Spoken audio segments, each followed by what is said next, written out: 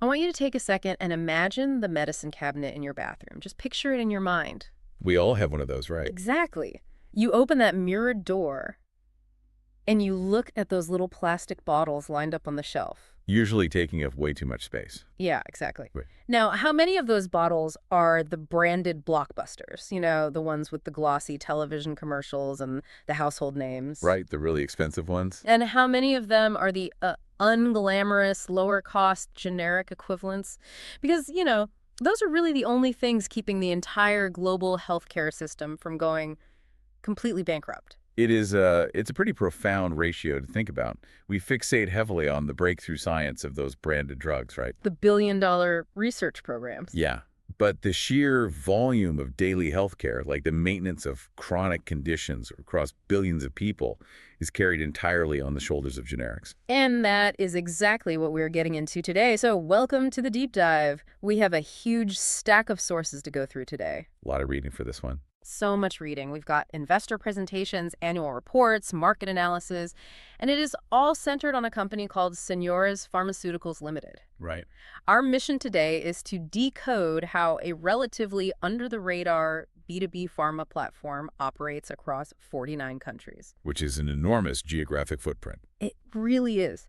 We are looking at a company trying to balance high-margin regulated markets with high-volume emerging markets, all while planning to launch 50 new products in the next 6 to 8 quarters. And, I mean, that is a staggering level of ambition for a company of their current size. Definitely. We are getting a window into the highly regulated, deeply intricate global supply chain of affordable medicines. This is like the invisible architecture of global health. Yeah, the logistical and chemical coordination required to execute on that kind of growth is just immensely complicated. Oh, absolutely. Okay, let's unpack this. Let's start with the foundational layer. We need to define what Senores actually does. Good place to start. Because the sources break their business down into finished dosage forms, APIs, and CDMO services. Right. So to understand the business model, we really need to understand the physical reality of what they are actually manufacturing. Exactly.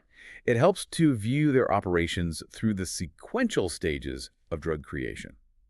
So the first element is the API, the active pharmaceutical ingredient. Which is the core of the whole thing. Yeah, it's the raw chemical engine that actually produces the intended medical effect in the human body. Synthesizing an API is, well, it's an exercise in intense chemical engineering. Right. You're starting with base chemical intermediates and running them through multiple highly controlled reactions in giant vats. You are dealing with hazardous solvents, extreme temperatures, and really strict crystallization processes, right? Just to ensure the final powder has the exact molecular structure required. Because if the molecular structure is off even slightly, or, if there are impurities from the solvent, the drug might not work. Or worse, it becomes toxic. The tolerance for deviation is essentially zero. And Senores manufactures these core chemical engines, not just for their own use, but to sell to other pharmaceutical companies. Oh, so they are a supplier to their own competitors in a way. Exactly. Then you move to the second layer, which is finished dosage forms, or FDFs.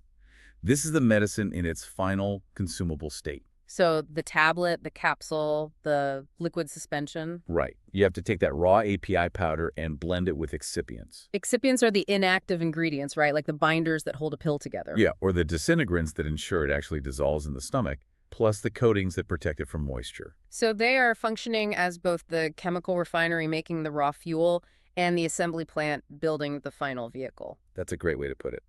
And that leads to the third part of the business, which is the CDMO services. Contract development and manufacturing organization. Right. From my reading of the sources, this is essentially renting out their scientific expertise and their factory floors. So if another pharma company wants to bring a drug to market, but lacks the specialized equipment or the clean room capacity, they just hire Senores to manufacture it for them. Yeah, exactly. It is a highly strategic line of business. I mean, building a pharmaceutical manufacturing facility requires tens of millions of dollars. And years of regulatory validation, I imagine. Oh, absolutely. So by offering CDMO services, Senores allows other companies to bypass that huge capital expenditure. They provide the capacity and the technical execution for someone else's proprietary formulation. Precisely. But, the sources keep returning to a very specific modifier when describing Senores' core product line. They rarely just say generics. No, they always emphasize complex generics. generics. Right. And I always assumed a generic drug was just a straightforward copy of a branded drug whose patent had expired. Like, you get the recipe, you make the pill, you sell it cheaper. Yeah, a lot of people think that. But the distinction between a standard commodity generic and a complex generic is the fulcrum of their entire economic model. Well, a standard generic, like a basic ibuprofen or amoxicillin, is relatively straightforward to reverse engineer. The molecule is stable, the delivery mechanism is simple, and the regulatory pathway is very well established. So anyone can do it. Pretty much. Because it is technologically accessible, dozens of manufacturers can produce it. And the moment a standard drug goes off patent, the market just floods with competitors. Yeah, exactly. And the price plummets to the marginal cost of production. It becomes a pure commodity. But a complex generic introduces friction into that process. A friend of mine in the industry once described making a standard generic as cutting a standard house key. Oh, I like that. Yeah, almost any hardware store can do it if they have the blank. But a complex generic is more like reverse engineering a biometric bank vault. That analogy gets right to the heart of the mechanical and chemical difficulty. Let's look at what makes a generic complex. Okay. Often, it is the delivery mechanism itself. So if a drug is a dry powder inhaler for asthma, the chemical API is really only half the battle. Because you actually have to get it into the lungs. Right. The inhaler device itself must aerosolize that powder into particles that are exactly 2 to 5 microns in size. Wow, that is incredibly specific. It has to be. If the particles are too large, they hit the back of the throat and never reach the lungs. If they're too small, the patient just exhales them right back out. So the fluid dynamics of the plastic device are as critical and probably as heavily scrutinized by regulators as the actual drug. Oh, 100%. I imagine time-release formulations fall into this category too, where you can't just have the pill dissolve instantly, right? It has to degrade over a 12-hour period. Yeah, time-release matrices are notoriously difficult. You are essentially embedding the active ingredient inside a polymer web. And that web must slowly erode in the digestive tract at a highly specific rate. Exactly, regardless of whether the patient just ate a heavy meal or has a completely empty stomach. It's incredibly hard to engineer. And then there's the testing part. Furthermore, proving to the regulator that your generic version is bioequivalent to the branded drug is scientifically arduous. Very much so. Bioequivalence. This is where they have to prove the generic acts the exact same way in the bloodstream as the expensive brand name, right? Yes, they have to conduct in vivo clinical trials on healthy volunteers. They administer the generic, draw blood over several days, and map the plasma concentration curve. So they're tracking exactly how much of the drug is in the blood at any given hour. Right. The peak concentration and the total area under the curve must match the branded drug within an incredibly tight statistical confidence interval. And with a complex drug, maybe one that is highly insoluble or absorbs erratically, hitting that exact bioequivalence target can require years of formulation adjustments. Yeah, it's an iterative, agonizing process. So the complexity is the barrier. It requires advanced analytical chemistry and highly customized manufacturing. And most generic companies simply don't have the technical talent or the capital to even attempt it.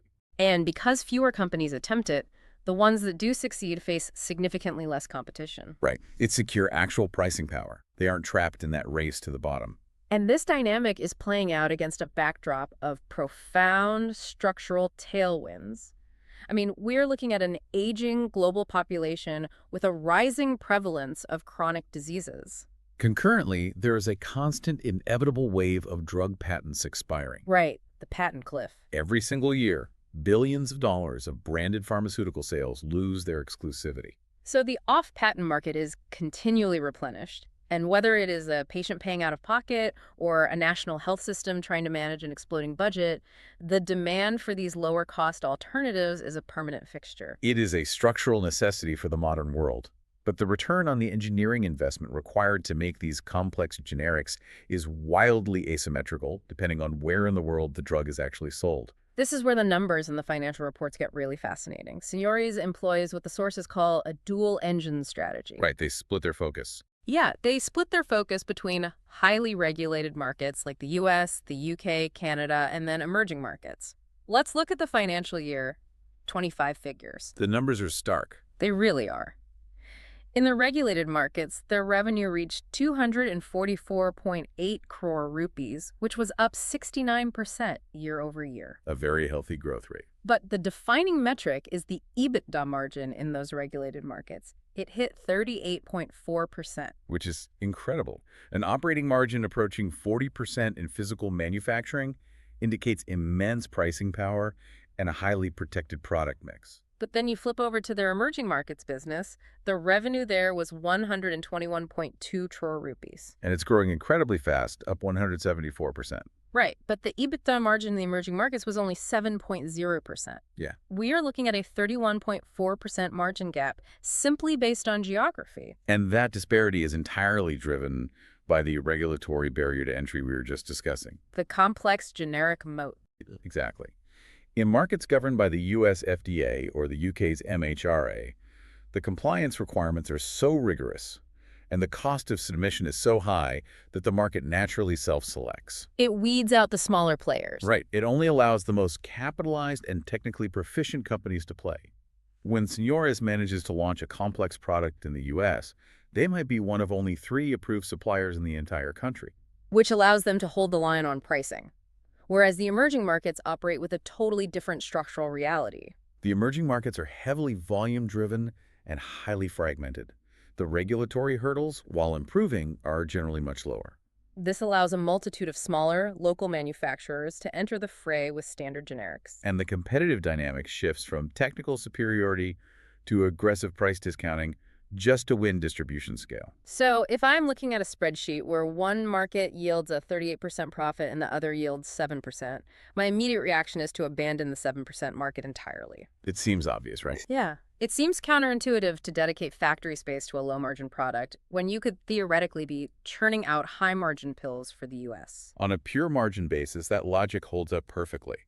But it fundamentally misunderstands the hidden operational mechanics and fixed costs of running a global pharmaceutical factory. Okay, break that down for us. The emerging markets serve a highly strategic purpose. They are the volume layer. Walk us through the economics of the factory floor. Why is that volume actually necessary? Consider the overhead required to maintain an FDA-approved facility. You have multi-million-dollar HVAC systems driving pristine air through HEPA filters into clean rooms. Right, it's not a normal warehouse. No, not at all. You have continuous loops of highly purified water running 24 hours a day to prevent microbial growth. And you have dedicated quality assurance teams reviewing thousands of pages of batch records. Exactly. And all those costs are fixed. They do not decrease if you run your tablet presses at 30% capacity. You can't just turn the clean room off on the weekends to save electricity. Oh, definitely not. If you shut down the air handling, you have to spend weeks revalidating the sterility of the room before you can make another pill. Wow. The infrastructure must run continuously. So if Senores only produce high-margin complex generics for the U.S., they might not have enough approved products to keep those machines running at full utilization. Right, and then the fixed overhead would disproportionately eat into the profits of those U.S. drugs. So the strategy is to utilize every single second of idle machine time to churn out drugs for the emerging markets. Precisely. Even at a 7% margin, every single pill produced absorbs a fraction of that enormous fixed factory overhead. The emerging market volume effectively subsidizes the baseline cost of the facility. It drives down the per-unit cost across the entire organization. Furthermore, it provides a crucial operational hedge. How so? Well, regulated markets are notoriously volatile. A sudden regulatory query can delay a key product launch by 18 months. Or a competitor might suddenly slash prices on your most profitable drug. Ah, I see. The emerging markets provide a steady, high-velocity stream of cash flow that keeps the enterprise moving while they navigate the higher-stakes battles in the U.S. Exactly. It's a foundational safety net. And there is a nuance to their emerging market strategy, particularly in India. The sources highlight a pivot toward branded generics, Right. which, to someone outside the industry, kind of sounds like an oxymoron. It's either a brand or a generic, right? Yeah, the dynamic in the Indian pharmaceutical market is very distinct. Yeah. Rather than a system where a doctor prescribes a chemical molecule and the pharmacist fulfills it with whichever generic is cheapest. Which is what happens in the U.S. Right. In India, Indian doctors frequently prescribe generics by a specific brand name created by the manufacturer. Oh, interesting. So Senores is building brand identities for their generic formulations and marketing them directly to physicians. Yes, so they have medical representatives visiting clinics, educating doctors on the reliability and quality of their specific version of the drug. And the sources note this specific branded generic segment for Senores in India grew more than tenfold year on year in the second quarter of financial year 26. A huge leap. By establishing brand loyalty among prescribers, they are slowly carving out pricing power in a market that is otherwise heavily commoditized. They are basically trying to inch that 7% margin upward. That's the goal. It is a long-term play for margin expansion within the volume layer. Yeah. But, to protect the core profit engine, those lucrative 38% margins in the regulated markets, Senores relies on an architecture of defense that operates entirely out of public view. The invisible fortress. Yes. Because if you look at their consumer presence, it is virtually non-existent. B2B pharmaceutical manufacturing does not rely on Super Bowl commercials. Not at all. Their actual moats are technical, regulatory, and institutional. Let's examine the crown jewel of their defense, the regulatory moat. The sources constantly emphasize their U.S. FDA-approved manufacturing facilities. In the global pharmaceutical trade, an FDA-approved plant is the ultimate delineator between a regional player and a Tier 1 global supplier. The rigor required to achieve and maintain that status seems difficult to overstate. We hear about FDA approval constantly, but what are the actual mechanics of an inspection? It's intense. What is an investigator looking for when they walk into a plant in India? The inspection process is totally forensic. They are not merely testing a sample of the finished pills to see if they contain the right ingredient. That's what I would have assumed. Most people do. Yeah. But they actually deconstruct the entire quality management system. They examine the provenance of the raw materials. They review the calibration logs of the analytical scales in the laboratory. Wow. They will look at the gowning procedures of the operators entering the sterile zones, right? Yes, every detail. And the data integrity focus is incredibly intense now. The regulators aren't just looking at the final test results. What else are they looking for? They want to see the digital audit trails of the chromatography machines to ensure no one ran a test, saw a failing result, deleted it, and ran it again until it passed. Oh, wow. They are looking for hidden failures. Data integrity is paramount. The FDA operates on the principle that if it wasn't documented correctly, it didn't happen. Building a facility and a corporate culture capable of withstanding that level of adversarial scrutiny must require huge capital investment. Massive amounts of capital and years of cultural conditioning for the staff. The moat exists because the vast majority of smaller generic manufacturers simply cannot afford the compliance overhead. They are structurally locked out of the U.S. market, and Senores has managed to navigate this successfully. The data shows 19 ANDAs. Abbreviated new drug applications. Right, and 21 commercialized products in the U.S. and Canada. They have secured their position inside the fortress. And once you are in, you benefit from a secondary defense mechanism, institutional switching costs. The friction of bureaucracy actually becomes a profound competitive advantage. Senores is not selling individual bottles to patients. No, they are selling vast quantities of drugs through complex distribution channels to massive hospital networks and national health systems. Okay, so if I am the procurement director for a national health system, and I'm currently buying a critical injectable drug from Senores, I have already validated their quality. I know they deliver on time. Right. If a new, unproven generic manufacturer approaches me and offers the exact same molecule for 5% less, the rational economic move seems to be to switch and save the money. The unit economics might look appealing, sure, but the administrative and operational costs of switching are just prohibitive. Because changing a critical supplier in a highly regulated healthcare environment initiates a whole cascade of validations. Exactly. The hospital's quality assurance team must audit the new supplier's regulatory history. Legal departments must draft new indemnification contracts. Pharmacy committees have to review and approve the new formulation, ensuring it is compatible with their existing IV delivery systems. It's a logistical nightmare. And there's the underlying human element, too. Career risk. Right. If I switch suppliers to, say, 5%, and the new manufacturer suffers a contamination issue that leads to a stockout in our emergency rooms, the consequences are catastrophic. Both for the patients and for your career. The institutional buyer is inherently risk-averse. They value supply chain continuity and proven regulatory compliance far more than marginal cost savings on a generic drug. Unless Senores gives them a compelling reason to leave, such as a major quality failure or a chronic inability to supply, the hospital network is structurally incentivized to maintain the status quo. The switching costs create a highly sticky revenue stream. So management has built this regulatory fortress, and they have these sticky institutional relationships. The next phase of their strategy, as detailed in the sources, is to push a startling volume of new products through this established infrastructure. The growth play. Exactly. We are looking at a growth playbook that outlines launching 50 products over the next 6 to 8 quarters. To contextualize that timeline, 6 to 8 quarters is merely 18 to 24 months. They are attempting to scale from roughly 20 current commercialized products to 70. It's incredible, It's a man. new product launch every couple of weeks. It is a fundamental transformation of the company's operational footprint. The strategy to execute this seems to be built on 4 distinct pillars of expansion. Let's look at how these pillars interlock. Sounds good. The primary engine is the expansion of their ANDA pipeline. They are directing their research and development capital toward identifying new complex drugs that are nearing patent expiration.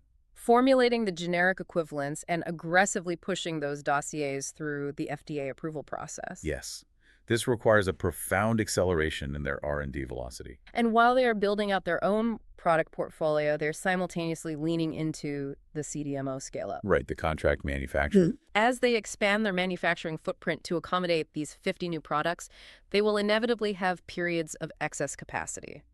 They intend to market that FDA-approved floor space to competitors and partners. It ensures the machines never stop running, maximizing that absorption of fixed cost we discussed earlier. The third element is geographic deepening, specifically in emerging markets and India.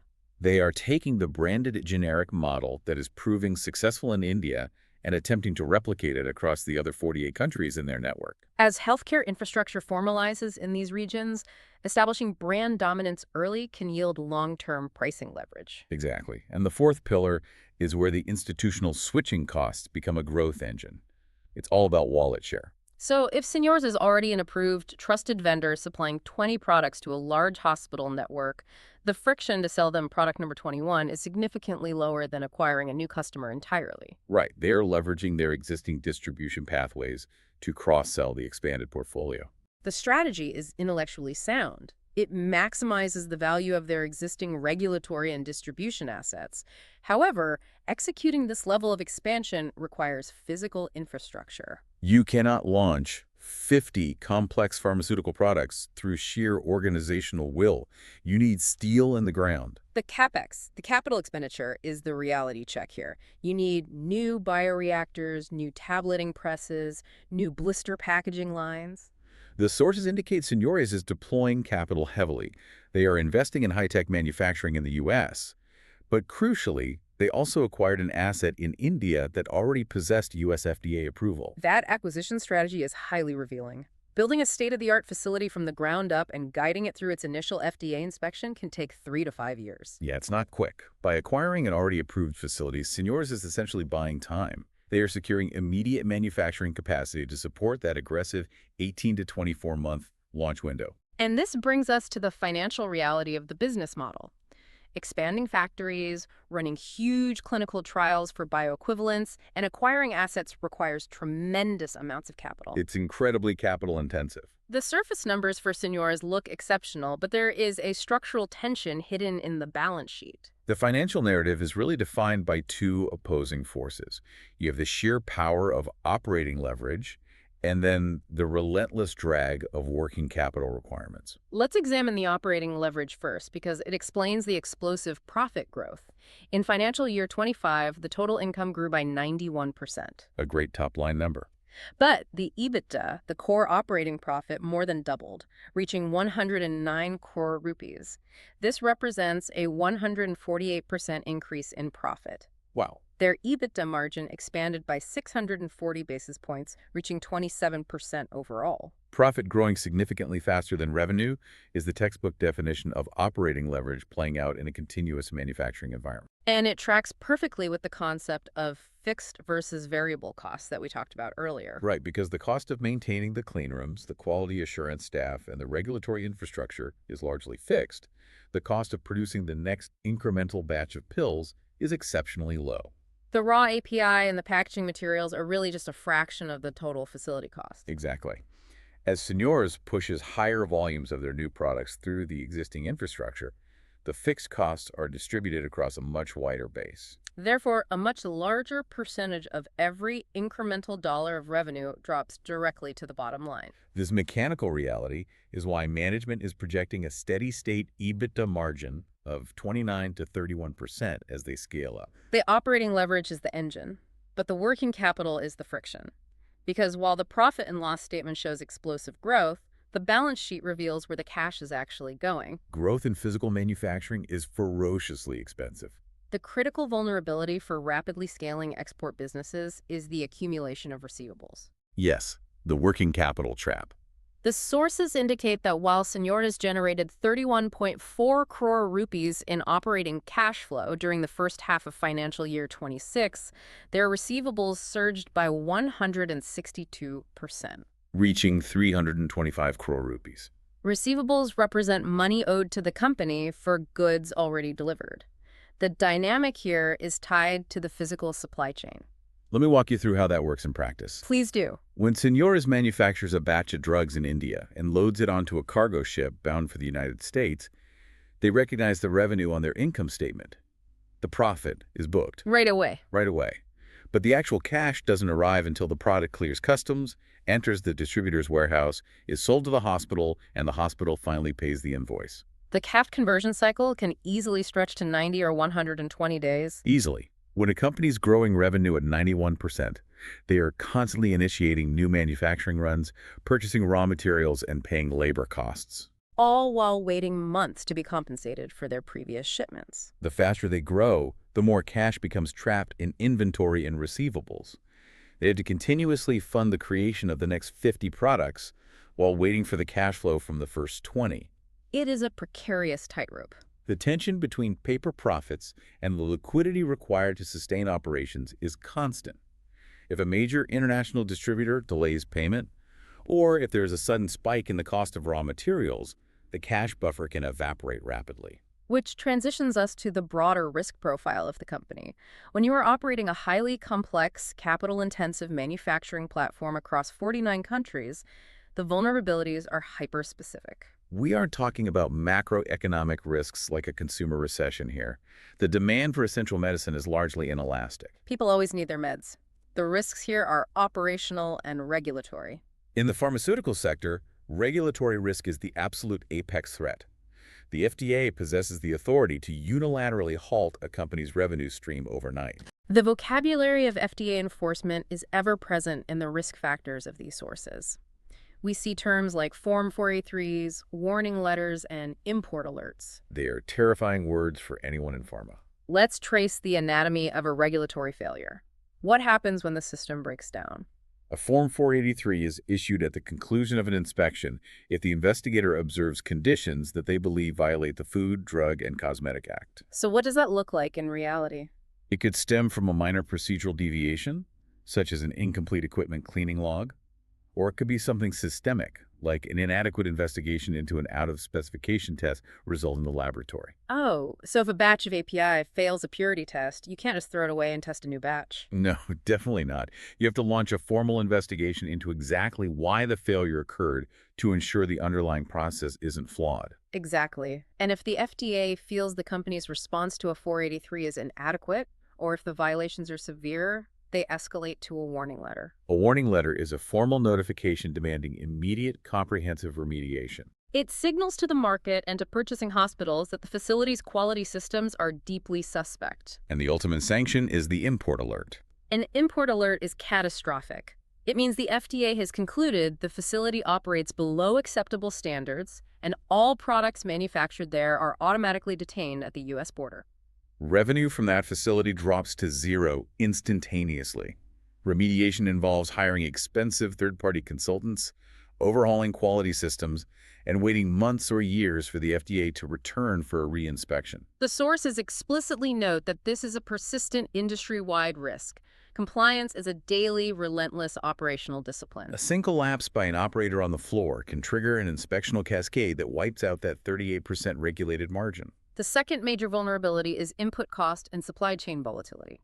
Senores controls the final synthesis and formulation, but they are dependent on a global web of suppliers for base chemical intermediates and raw materials. It is analogous to an automotive assembly line.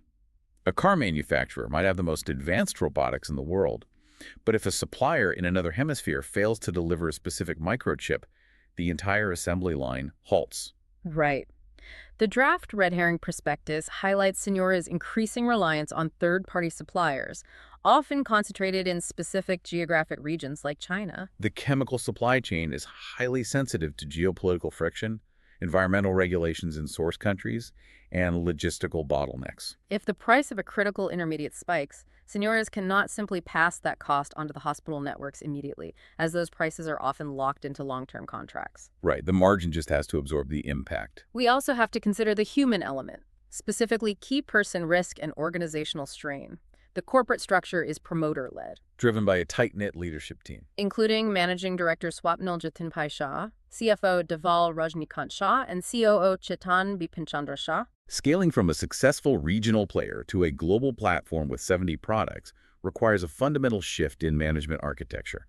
A centralized, promoter-led structure can become a bottleneck during hypergrowth. The challenge is pushing that uncompromising culture of quality and compliance down to the middle management layer. The plant managers, the shift supervisors, the quality control analysts. If the organizational structure strains under the sheer volume of new product launches, the risk of a regulatory misstep increases exponentially.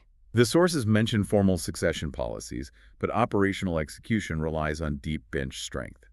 The final risk to consider is the nature of their competitive advantage itself. Right, the barrier to entry for complex generics is high, but it is not impenetrable. It is an illusion of permanence.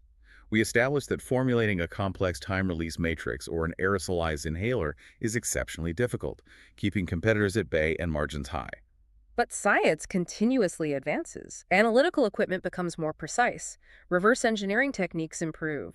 Eventually, a second, third, and fourth competitor will decipher the formulation, navigate the bioequivalence trials, and secure FDA approval. And when multiple players enter the market, the pricing power evaporates. The high-margin product slowly commoditizes. To maintain their profit profile, Senores is essentially trapped on a treadmill of innovation. They must continually launch new, increasingly difficult, complex products to replace the margins that are eroding on their older portfolio. The 50-product pipeline isn't just about growth. It is about survival against the inevitable gravity of generic price erosion. It demands relentless execution across R&D, regulatory affairs, and manufacturing simultaneously. It's a huge undertaking. Bringing this entire analysis of Senores together, we are looking at an entity attempting to master extreme operational complexity. They are leveraging the immense profitability of highly regulated markets to fund expansion, while using the volume of emerging markets to absorb the crushing fixed costs of pharmaceutical manufacturing. They are attempting to double their commercial footprint in 2 years without fracturing their quality systems or running out of working capital.